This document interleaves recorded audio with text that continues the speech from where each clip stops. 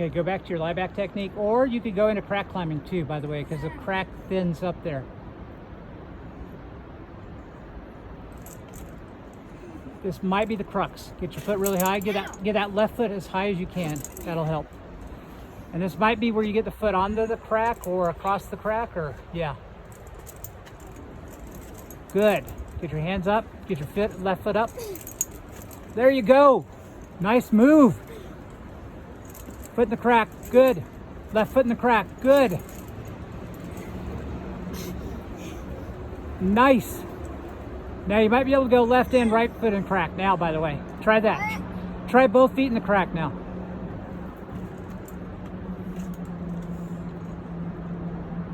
Because now the crack's a little bit thinner, right?